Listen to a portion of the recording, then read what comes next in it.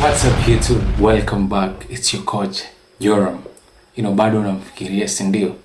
Unakumbuka zile moments mko mna spend pamoja, zilikaa kama zitaishi milele, yani mliona kabisa hamna sababu wenyewe kuachana. Hapana, uone ulikuwa unatafuta uone kwa nini ya kuacha. Mbona anakupenda sana? Mbona mnapendana? It's perfect. Kila kitu kiko sahihi, yani hakuna sehemu ambayo ni wrong. Unawaza jinsi alikuwa anacheka, of course alikuwa ana smile vizuri, kama alikuwa anafiga, unawaza jinsi alikuwa akiwa uchi anavyoonekana yani. Lakini ukweli ni kwamba she's gone, ameshaondoka yani, si uko tena. Na jinsi ambavyo unazidi kung'ang'ania hiyo past, jinsi ambavyo unazidi kung'ang'ania mambo yaliyopita, ndivyo unavyozidi kujiweka kwenye minyororo ambayo itakuja ni kuwa ni ngumu zaidi kwako kuja kuchomoka. Ni kama uko unawaza, una worry kwenye na gari ambalo ulishakwisha kuliuza, unawaza linaendeshwaje, huyo mtu analipitisha kwenye matope au analipitisha kwenye mawe. Hapana, yani ni wrong kuendelea kuwaza kuhusiana na kitu ambacho kimeondoka, kwa sababu ni pointless, haina maana.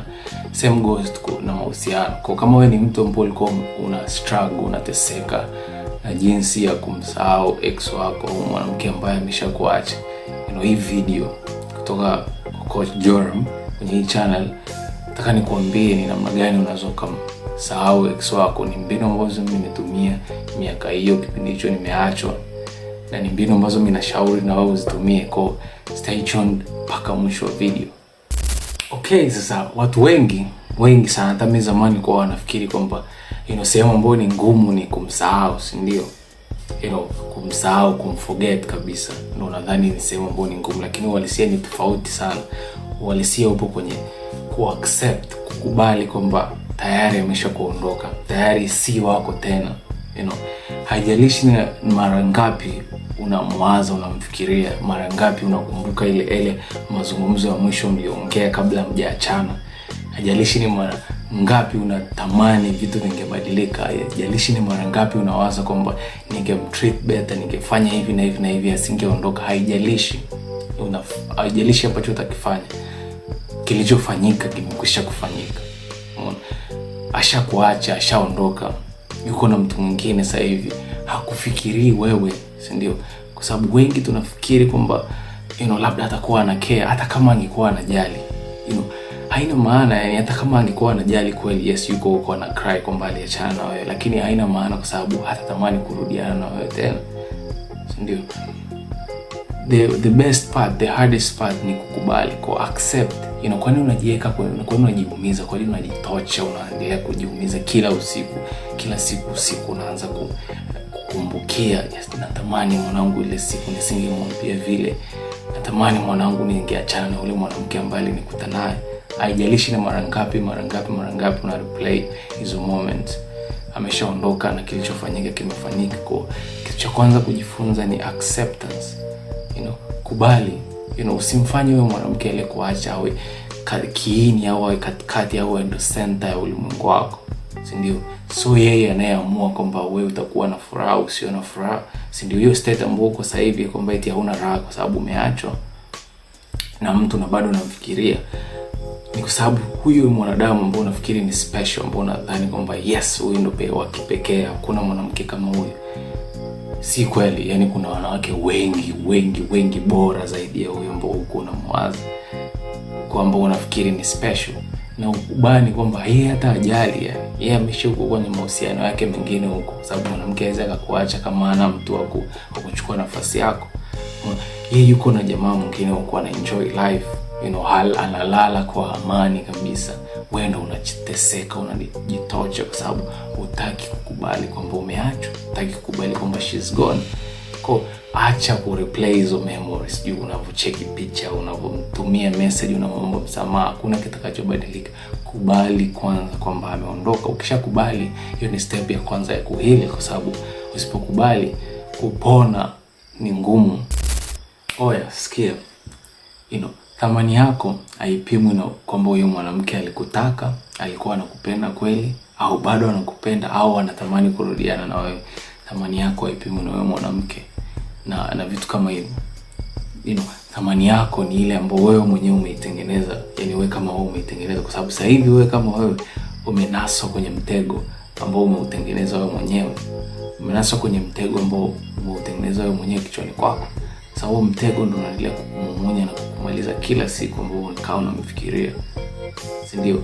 Sasa wewe ndio una nguvu ya kujichomoa kwenye huo mtego ambao umejiweka. Mimi sikujua hichi kitu. Yaani nilikuwa najua kwamba yule akinikubali au nikiweza kuvumilia nikamsahau basi. Lakini si kweli. Mimi mwenyewe ndo nina power. Mimi ndo nilikuwa nina power, ndo nina nguvu ya kujinasua kwenye huo mtego ambao nimejiweka. Unakaa na kufikiria mwanadamu usiku kucha, umekaa unawaza, unateseka, unajiumiza. Unajinasua vipi kwenye huo mtego? Njia nzuri ni kuanza kujitengeneza wewe mwenyewe. Jitengeneze kuwa jamaa ambaye wewe mwenyewe unajiadmire. Yaani ukikaa hivi kwenye kioo ukijiangalia unasema yes, huyu ni mtu mwingine wa tofauti, nampenda huyu mtu ambaye namuona mbele ya kioo. Kwa sababu mara nyingi mwanamke akikuacha maana yake nini? Amebet against you. Kwa Kiswahili tunasema ameweka mkeka ambao amesema huyu jamaa hatakaa afanikiwe kwenye maisha. Sababu mwanamke akijua kwamba utakuja kufanikiwa kuacha, si ndio? Sasa amebet against you. Na mimi nilipo realize kwamba huyu demo amebet against me, huyu demo ameweka mkeka ambao anasema mimi sitakaa nifanikiwe, ili flip a switch ambayo ikanifanya ni build something. Nilijivunja, nikaanza kujiunda upya, fanya mazoezi, nikaanza kujifunza skills mpya, nikaanza kujifunza mambo mengi, nikaanza kubadili namna ambavyo naongea. Sababu zamani nilikuwa naongea kama muuni, sasa hivi naongea kama mtu ambaye, kwa watu ambao mnajua watu waliotokea Arusha, of course mimi kutoka Arusha, lakini sasa hivi naongea kama mtu fulani educated. Na unavyoongea, namna ninavyotembea, jinsi ninavyovaa, jinsi ninavyo interact na watu.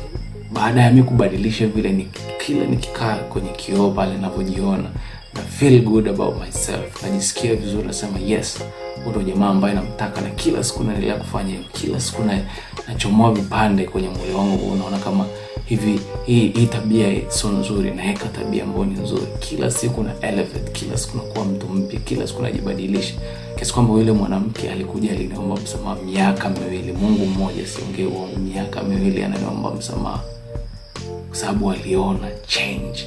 Na ile revenge ambayo ni the best, kisasi ambacho utampiga mwanamke ambaye alikuacha, kikubwa kuliko vyote ni kubadilika na kuwa mtu wa tofauti.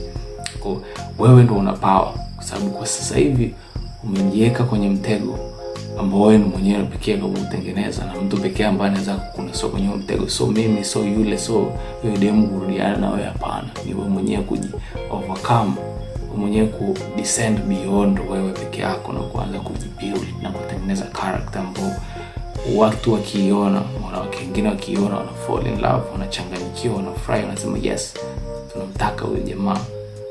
Sababu sasa hivi unafikiria una option, ndio sasa hivi unafikiria utapata mwanamke kama yule, unafikiri yule ni special. Baada ya kuachana yule dem, nilikuwa hadi sasa hivi nafurahi kwamba niliachana naye, kwa sababu nimekutana na type ya madem ambao ni the best, wazuri, ana akili, ni obedient, ni mtii, anafanya kile ambacho mimi nataka. Kwa hiyo ni part ya growth, na inabidi ujifunze ku accept, na pia ujifunze kitu kingine ni kujitoa, kujinasua kwenye mtego ambao umejiweka wewe peke yako. Emfikiria, nataka ufikirie. Je, ni sahihi wewe kukaa na kuwaza mtu ambaye hakuwazi? Ni sahihi wewe kukaa na kumpigia na kumsumbua na kumsujudia mwanaume, kumsujudia mwanadamu mwenzako, unambembeleza, unamngangania kupokea simu yako, unamngangania akusamee mwanadamu mwenzako? Kweli, yani wewe kabisa umekaa unalia, unamnyenyekea mtu eti akurudia, kubali kuwa na wewe? Kweli umepoteza thamani kiasi hicho? Mwanadamu mwenzako, chini ya ile jua, mwanadamu mwenzako.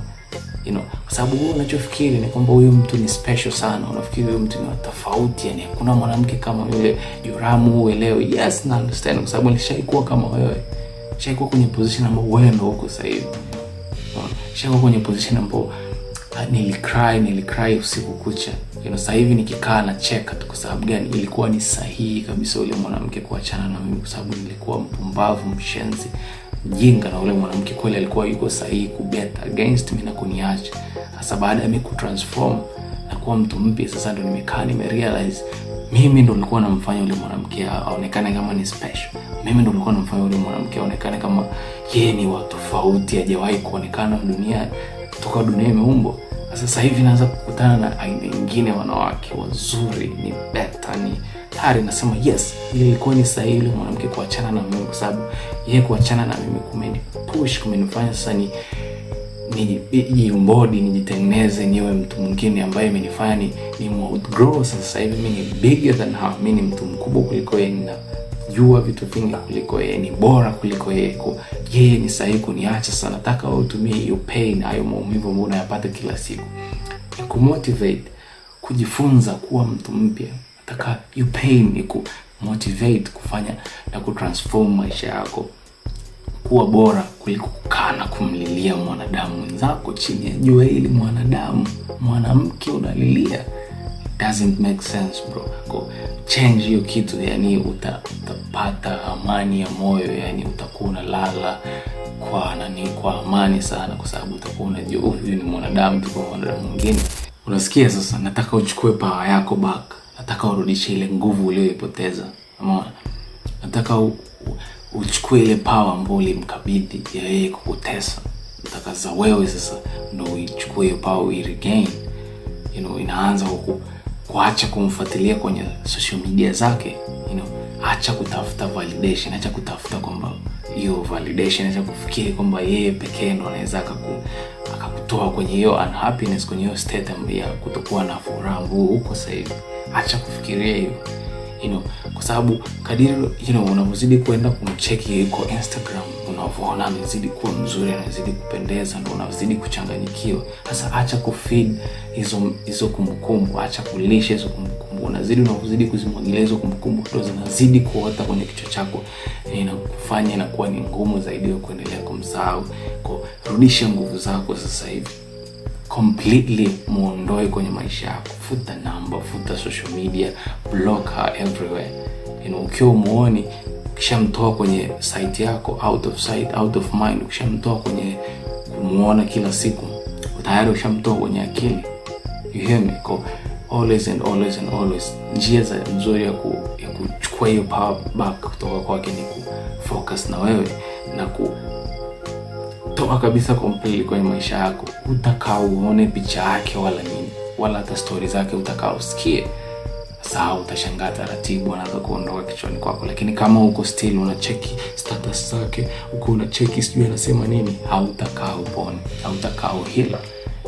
Fikiria kuhusiana tu na hilo. Jibu simple sana. Sasa ukishachukua hiyo power yako, si ndio? Snatch hiyo power kutoka kwake, ukimnyang'anya hiyo nguvu aliyokuwa nayo. Sasa hivi nataka uprioritize vitu hivi. Nataka uanze kufocus, ujizunguke wewe watu ambao wanakuvalue, wenye thamani, ambao wanakupenda, wanakukubali. Wakuzunguke marafiki, familia, people tu ambao wanakukubali, si ndio? Sasa hivi umeshajitengeneza, umeshakuwa mtu bora kuliko yule ambaye ulikuwa zamani. Sasa ukishafika hiyo stage ya maisha, utashangaa automatically unaanza kuvutia watu ambao ni bora kwako. Kwa sababu ukiwa bora unavutia kile ambacho ni wewe, uwezo ukavutiwa na kitu ambacho si wewe. Sasa mwanamke au watu people ambao ni bora ndio wanaanza kuvutiwa na wewe. Utashangaa tu automatically video vikali vinaanza kukuchekea. Mimi serious nakwambia, mimi baada ya completely transform myself, baada ya kujibadilisha, nikashangazwa sana kuanza kuona video vinaanza kunichekea, vina smile, vinaniambia hey Joram, mambo, vinanisalimia, vingine vinanisifia, kwa sababu nilitransform. Sasa hivi si mtu ambaye nilikuwa zamani, si ndio? Sasa nikaanza kujisurround na people ambao, nikaanza kuzungukwa na watu ambao ni bora kwangu, walikuwa wanani enrich, wananilisha maarifa, wananipa furaha, najisikia vizuri na enjoy na flourish, nazidi kuwa bora na bora na bora na bora. Na hiyo imenifanya nijisikie vizuri kuhusiana na myself, kwa sababu sasa hivi sijichukii tena, sasa hivi sijinanilita, sikai tena kuanza kufikiria na kuwaza mwanadamu ambaye hanifikirii mimi, ndio? Kwa sababu ukiwa insecure, ukiwa hujiamini, hujipende, ndio unaanza kuvalue watu wengine, kuthamini watu wengine ambao upaswa kabisa kuwathamini. Snatch your power back kwa surround yourself with people na build yourself. Baada ya kusema hayo, hiyo ndo video yetu kuhusiana na nanili na how to heal na jinsi gani ya kumsahau mwanamke aliyekuacha. Kwa kama hujaelewa vizuri, rudia video, kwa sababu ni rahisi kusahau hizi procedure, lakini hizi procedure ni very powerful, zina nguvu mno. Kwa always kila siku remind, chukua video hii, kaa unasikiliza, kwa sababu itakuwa inazidi kukusaidia kadiri siku zinazozidi kwenda, na kukumbusha vile vitu vya maana, vitu muhimu unapaswa kufanya, na kurudishia sasa hiyo power ambayo ulimkabidhi huyo mwanamke blindly, bila kuwaza. After saying that, peace, chana huyo mwanamke.